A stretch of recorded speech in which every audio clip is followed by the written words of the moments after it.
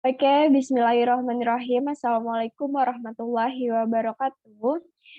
We're from the 12th group that consists of me, Aida Koir Setiani, and Audi Rizky Ramadhani as my partner.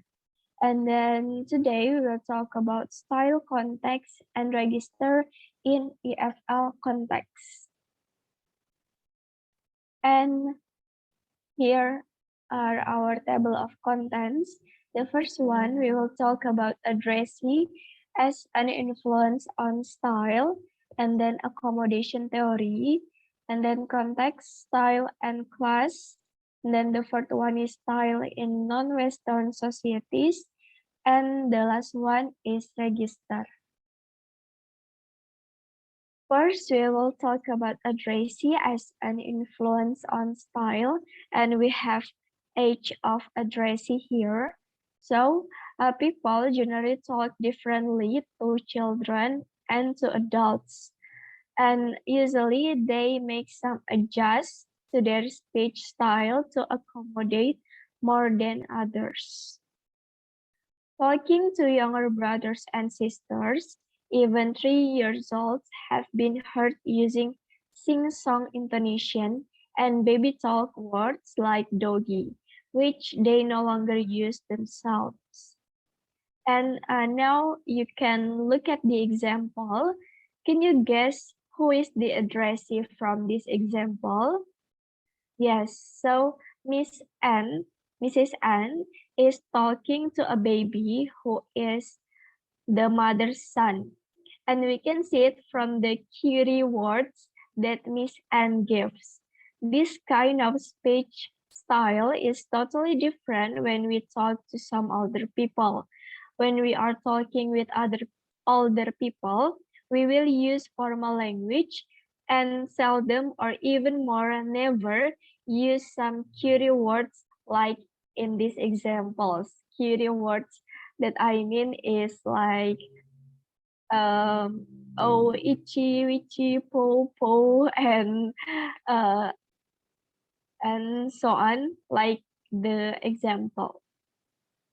And then we move to the addressee as an influence on style. We have social background here, so um the examples illustrate a number of linguistic features which distinguish the pronunciations of newsreaders on different radio stations. In example B, there is simplification of consonant clusters. So last becomes last and next becomes next. The pronunciations of the between vowels is a voice, so it sounds like a dah. Hence, meeting sounds like meeting.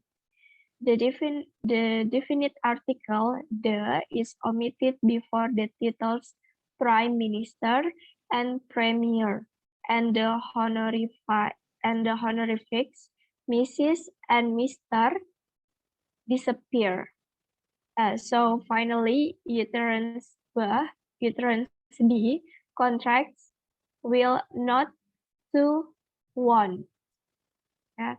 So this is strong support for the importance of audience design.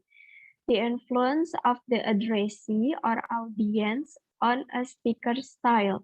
The most convincing evidence comes from the behavior of the same newsreader on different radio stations. Where the stations share studios, a person may read the same news on two different stations during the same day. In this situation, newsreaders produce consistently different styles for each audience. The news is the same and the context is identical except for one factor, the addresses. So the same person reading the news on the middle level station reads in a very much less formal style than on the higher brow radio station. And then we move to the accommodation theory. Here I have speech convergence and speech divergence. Speech convergence, like the examples in the previous sections, have demonstrated that when people talk to each other, their speech often becomes more similar. In other words, each person's speech converges towards the speech of the person they are talking to, and this process is called speech accommodation. Speech accommodation tends to happen when the speakers like one another or where one speaker has a vested interest in pleasing the other or putting them at ease. So the travel agent wanted to gain her customers' orders, and the interviewer wanted to gain his interviewee's cooperation. So converging towards the speech of another person is usually considered as a polite speech strategy. It implies that the addressee's speech is acceptable and worth imitating. Using the same pronunciation and the same sort of vocabulary, for instance, is a way of signaling that you are on the same wavelength.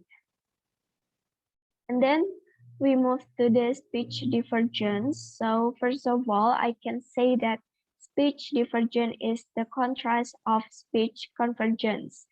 A language laboratory is somewhat artificial. It provides a very clear example of speech divergence.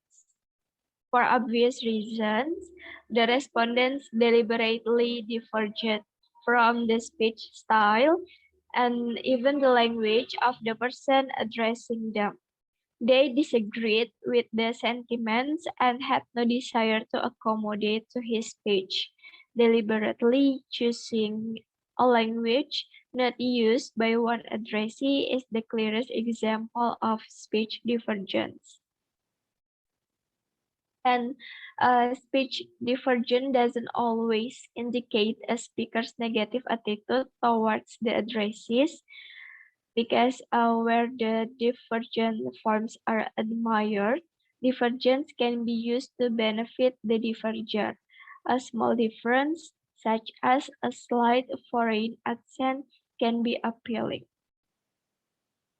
And also, similarly, minority ethnic usually want to maintain and display their cultural distinctiveness will often use their own linguistic variety, even and sometimes especially in interaction with majority group numbers. Then we move to the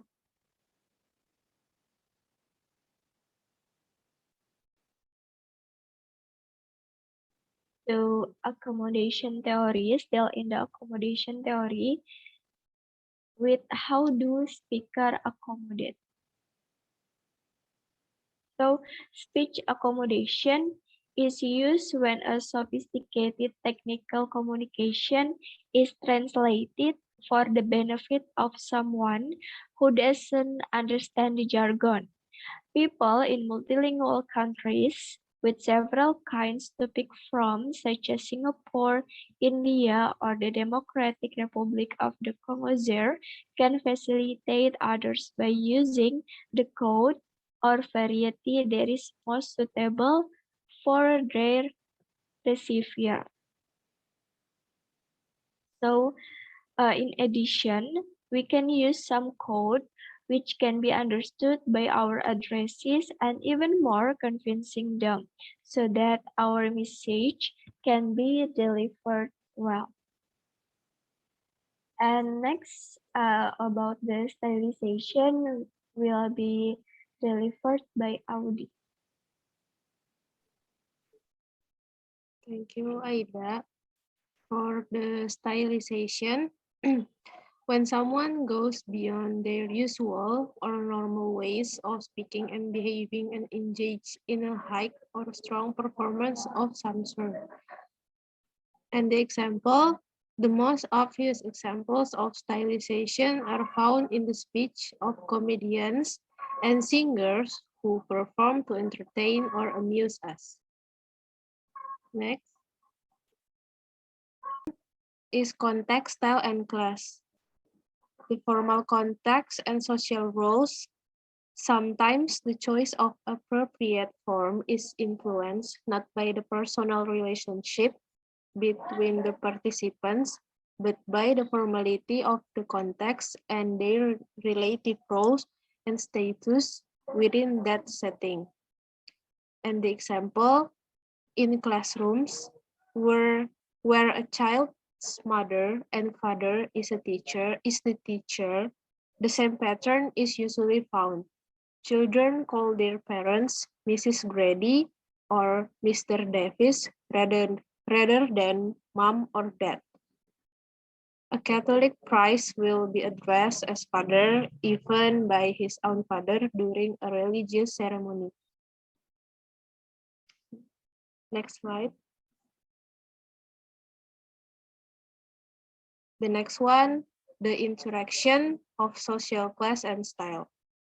A low frequency of vernacular in pronunciations compared to a high frequency of standard or I pronunciations could suggest that the speaker is from a higher social class or that they are speaking in a more formal situation or both. This relationship between belonging to a social group and personal style appears to be quite common.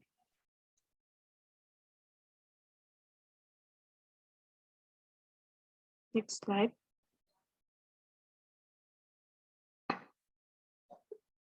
This one is style in non-Western societies. In Japanese is one of the languages that uses a unique set of synthetic contrasts to communicate politeness and respect for others. Japanese speakers evaluate their status in relation to their addresses based on characteristics such as family background, gender, and age.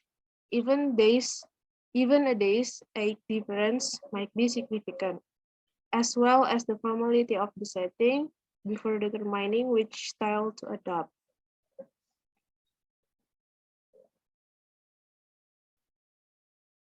The last one is register. The term register describes the language of groups of people with common interests or jobs, or the language used in situations associated with such groups. And for the example, journalists, baby talk, legalists, the language of auctioneers, press scholars, and sport commentators, the language of airline pilots, criminals, financiers, politicians, disc jockeys, the language of the courtroom and the classroom could be all considered examples of different registers.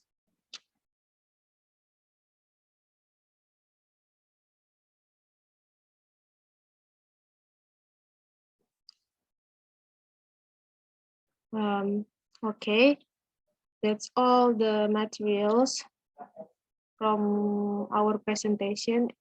Thank you. And wassalamualaikum warahmatullahi wabarakatuh.